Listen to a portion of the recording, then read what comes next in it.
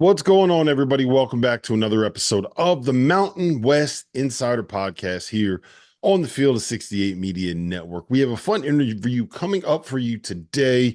Wyoming's Obi Agbim joined me to kind of talk through his path to Division One. He's averaging 19 points a game right now for Wyoming, who is sitting at 3-1 on the season with new head coach Sundance Wicks. He talked through his journey to Division One, his path there. He started the junior college ranks, and he's been at two different Division Two programs before finally breaking through in about the best way possible. 19 points per game over the first four for Wyoming. The Pokes are going to be heading to the Cancun Challenge. They get Tulane in the first round of that event, and they will play either Loyola Marymount or Belmont. It is one of many events, many tournaments, many Feast Week events that Mountain West programs are going to be participating in. The reason Jeff Goodman is not with me right now is because we are recording this while he is getting ready to watch Nevada play in the Charleston Classic. Nevada plays on Thursday night in their first round game. We are recording this on Thursday afternoon. You are probably watching this while Nevada is playing. They get Vandy in the first round of that event. The winner, ideally, of VCU and Seton Hall in the second round. Drake has already beaten Miami as this is being recording, and Oklahoma State will face off with FAU. So there's a lot of talent in that field. And this goes for the other teams that are also playing in a lot of these events, but getting that first round win, obviously you want to win the event, right? If you're going to play in something, you want to go 3-0. You never want to lose. But I do think that it is really, really important to land that first round victory, because if you lose in the first round and end up in the losers bracket, you can make it this trip all the way to these exclusive locations, all the way to these islands, all the way to these different places, maybe flying across the country, and end up playing 3 games and getting 2 wins that don't really help out your resume all that much, right? And if that's something that ends up happening, you feel the weight of that when you get to Selection Sunday. Like, this is the time where winning early in these events, stacking up good games against good opponents, that really does help the metrics. That helps with the net. That helps with KenPom rankings. It helps with the way that the country kind of views you. We said this all the time last year. At the end of the day, as much as we want to talk about Selection Sunday this, computer metrics that, net this, KenPom that, there are 10 people in a room, 10 human beings in a room with all the same kind of inherent biases that all of us have, making decisions and selecting teams and putting them in different places. And like it or not, the element of perception, the how teams are viewed, is always going to play some kind of a role in the way that those decisions are made. It's impossible to get rid of.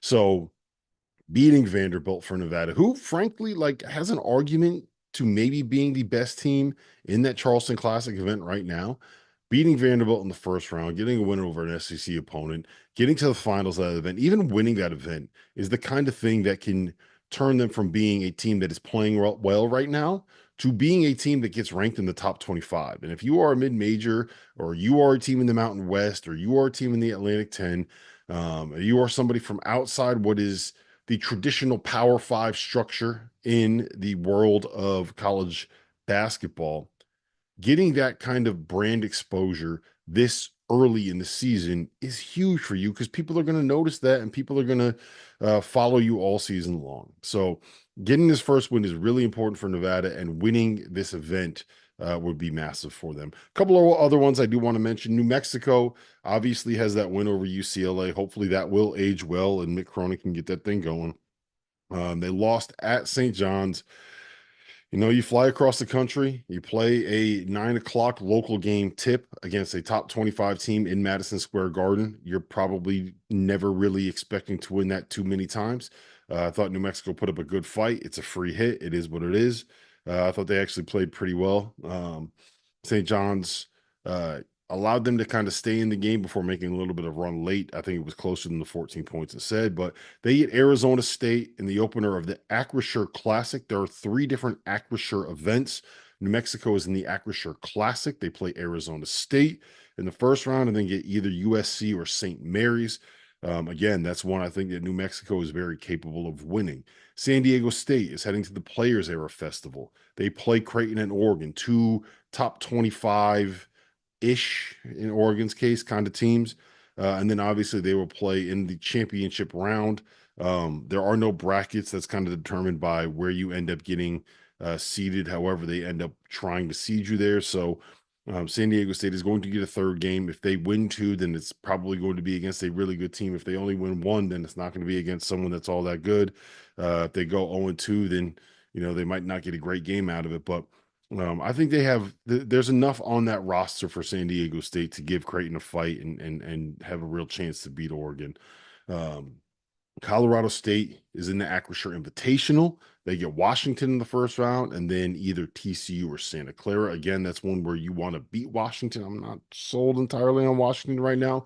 Wyoming and Cancun Challenge. Boise State is heading to the Cayman Islands in an event that doesn't have much talent, and Boise probably should be the heavy favorite to win that. Utah State is in the preseason NIT, taking on the Bonnies, and then either Northern Iowa or North Texas. And then UNLV is in the Arizona tip-off. They get Butler, again, a winnable game, and then either Northwestern or Mississippi State.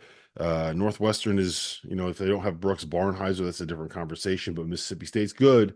And if UNLV can beat Butler and then find a way to get a win over Mississippi State, those are going to end up being two quad one wins, at very least, high quad two wins when things are all said and done at the end of the day. So a lot is on the line for the Mountain West here. And I think if I'm a Mountain West fan, I'm rooting for all of these other teams to find a way to be able to get some wins here, because the more wins they get over the course of the next 11 days as a conference, the better it's going to look for the league as a whole. The rising tide is going to lift all ships, and it will be beneficial to being able to get 4, maybe 5 bids out of the conference this year. I don't know if 6 is going to be a possibility again, but there are certainly 4 to 5 teams that are capable of being in the NCAA tournament this year in the Mountain West. So we'll see how that all plays out. We're going to be rooting for the Mountain West to get some wins. And without further ado, let's get to that interview. Obi Agbim of Wyoming. And now let me welcome on to the Field of 68's Mountain West Insider podcast, Obi Agbim, the leading scorer for the Wyoming Cowboys at 19 points a game. Obi, what's going on, man? It's good to see you. I appreciate you. Thank you for having me, man. So hot start to the year, 4 games in, you're averaging 19 points. You're shooting 60% from three. What has kind of led to this hot start? What got you going this year? I just say, a lot of conversations with the coaches, but outside of like the consistent work and getting in the gym, getting the confidence going on your own time, just having consistent conversations with coaches and teammates, getting the trust behind it, and just taking the smart shots and the right shots and getting in the right position to succeed. So you have a really interesting path to the Division I level, and we'll talk about that here in a second. But is it rewarding now for you with all the work that you've put in to kind of see the results manifest at this level? Honestly, I don't think I've did anything yet. I think, just me coming here, I feel like there's still a lot to prove. I feel like some guys look at me like, he's not a lot. He's just a D2 transfer. And I feel like the story behind it is all just work at the end of the day. And it's basketball at the end of the day. And me being here is just another chance to prove myself and take the next step. So your path to Division I, you started at a junior college. You transferred to, I believe it was Metro State, and for Metro State, you went to Fort Lewis for the last 2 years, and now you were playing at Wyoming, obviously. What was it like? What's that transition been like, stepping up that level? I mean, like it was like a little different. Like I started at Metro in 2020, and it was a COVID year, so it was like kind of all over the place. Then being able to go JUCO, face adversity there, go to Fort Lewis, stay there for 2 years. The whole journey has just been really, really, a blessing to me because I've got a chance to learn so much and see a lot of things and go through a lot of things that I, had never got a chance to before.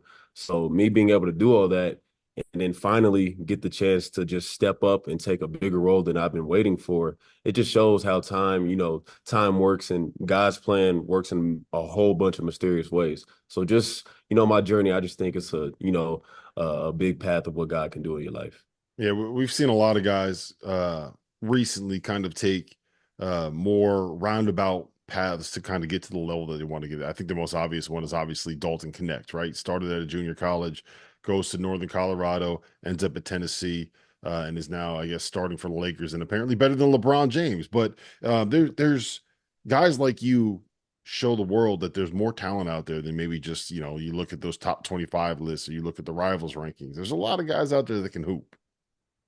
Oh yeah, for sure. And Dalton's my guy, just knowing him, seeing his journey, it makes me I'm so happy for him. I'm proud of him. And it just tells me like, why can't I do it too? That just gives me another reason to continue to work and go harder. And, just me having all the adversity faced towards me, I feel like we could just continue to grind and continue to grow because there's still a lot of basketball to be played. Like my stats and my numbers, they say something now. And maybe a lot of people don't know about my name right now, but I feel like later in March, where the games really matter, that's where everybody just has to step up, and that's where all eyes are on us. Yeah, you and Dalton were together for a year at Northeastern, is that correct? No, we never played together. He was there the year before I went there, but Okay. in high school, like we've always played each other in high school, and like going to Northeastern, I did talk to him a little bit, and because he was really really good at Northeastern, he was All American, so I talked to him a little bit going there, and we developed a pretty good relationship ever since then. Uh, Tell his story a little bit because he was what, like 6 foot, 6'1" as a Yeah. junior in high school, right? And then he grew, then all of a sudden the athleticism got there and he's just always been a bucket. So in high school, I want to say like I was a junior in high school. He went to Prairie View, and we'd always play Prairie View. He was there for a long time, and he was maybe a close to 6'2", maybe 6 foot at the time.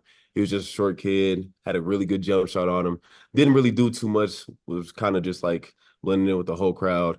And then after he ended up going JUCO, and I'm in my freshman year, and I'm seeing stuff about him. I think he grew like maybe 6, 7 inches, and then out of nowhere he just started to develop. I seen the confidence. He developed confidence first and foremost, and then he developed the bag. But one thing about Dalton is he works really really hard. A lot of people don't understand how hard he works and the amount of time he puts into his craft. So his story is really like a unique story, and I love it because I've seen it firsthand. Yeah, so let's talk about your game. We know you work hard as well. Where have you seen the most improvement? Obviously, like we've seen what you've done these last 4 games. Where have you seen the most improvement in your game coming into this year? I say like my most improvement so far is just maybe 3-point shooting. I don't necessarily shoot a ton of threes, but I try to like every three I shoot, make it the right shot, the right read, and it's all about feel. Like I'd say last year I was kind of channeling my aggressiveness, trying to score at will every time I could.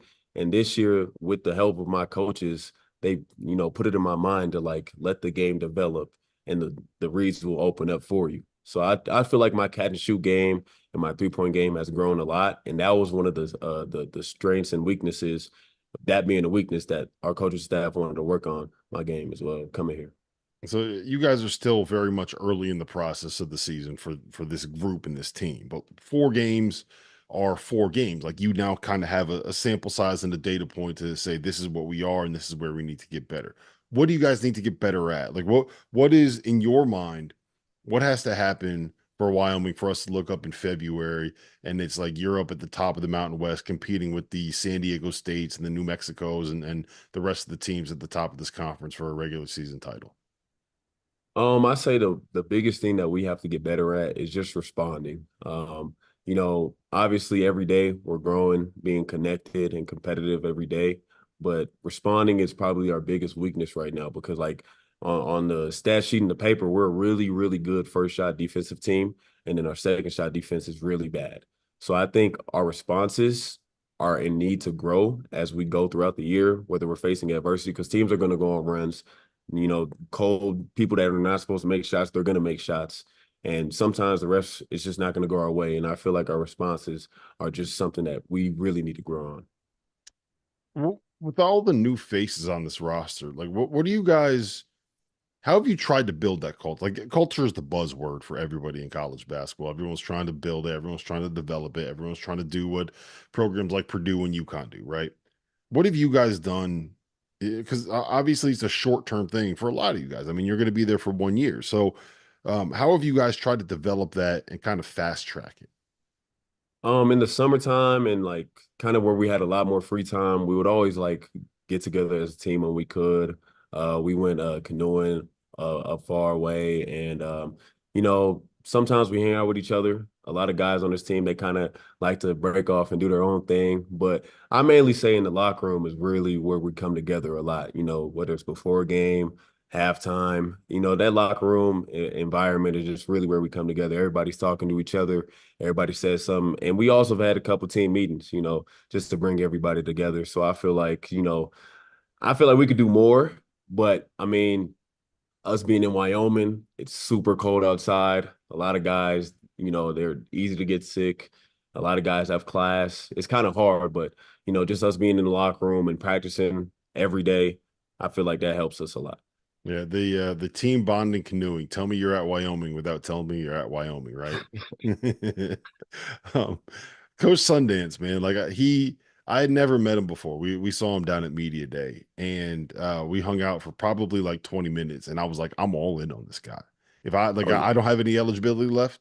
I'm probably not good enough to play at Wyoming, but I'm coming, man. Like, put me on a roster, give me a shirt. Oh yeah. He gave me a hat, like, give me something. What's it like playing for this dude? You seen it firsthand. Like honestly, what you see on the media is real life.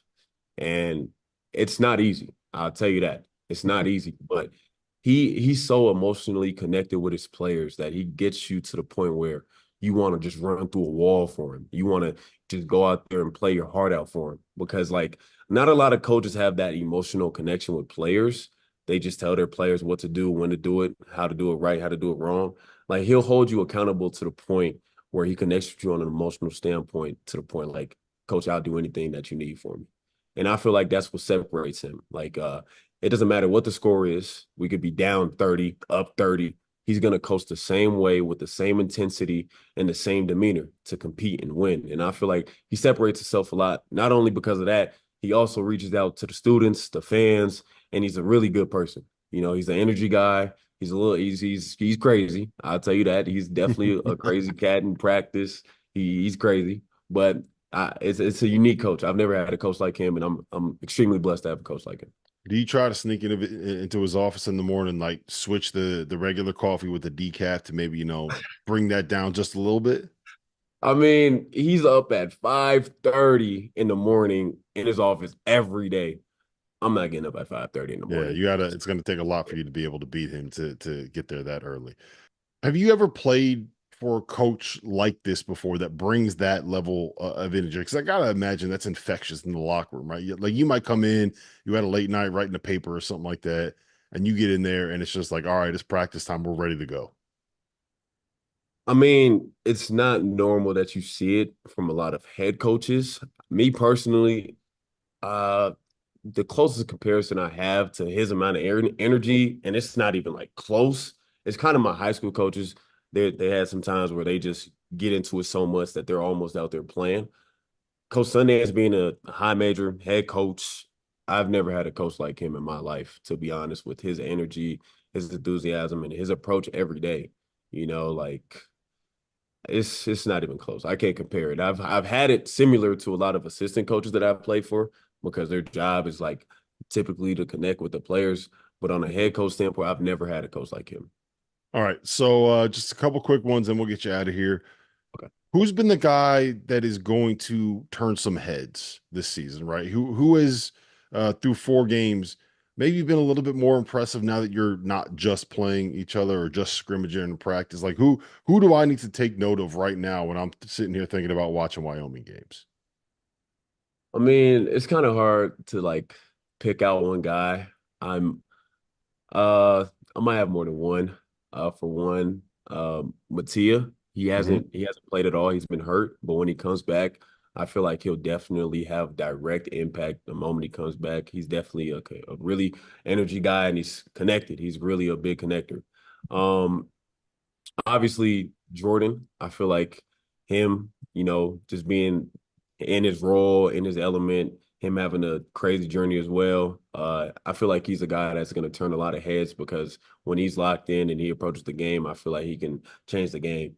And then I feel like I really had like there's guys that's gonna do their thing, like the guys who already did their thing, but a guy that I feel like is really gonna lock in and turn some heads is Scotty. I still have a Yeah. lot of faith in Scotty.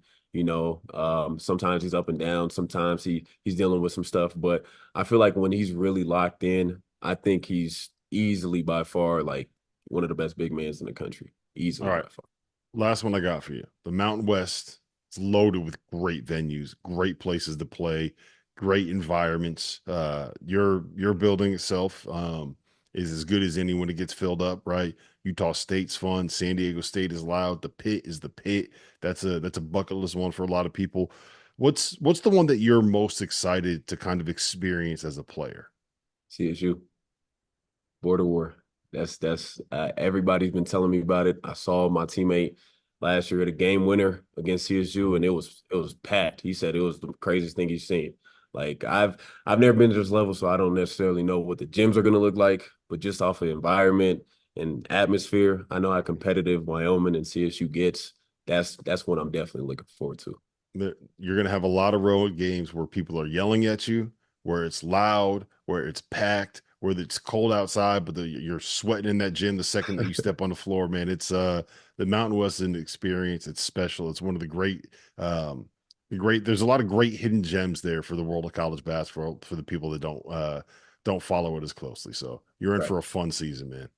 Oh yeah, I'm excited for it, man. I'm blessed. All glory to God. At the end of the day, I'm just happy that I'm here. I'm blessed. Well, listen, man, appreciate you being here. Best of luck this season. And make sure Sundance, make sure Coach Wicks is, save some of that energy for March. All right. We don't need to get burned out here in December and January. You got March coming up. We're gonna do big things at Wyoming this year. Yes, sir. I really appreciate you having me, and I'll definitely, tap in with Sundance and hey, yo, chill out a little bit. Nah, just I You really know what? appreciate Here's what you got to do. You got to film that. I want to see what his reaction is when you say, Coach, I need you to just chill out a little bit. it. Okay, I'm gonna do that. I'm gonna film that, and I'm gonna see what he do. All right, perfect. Obi.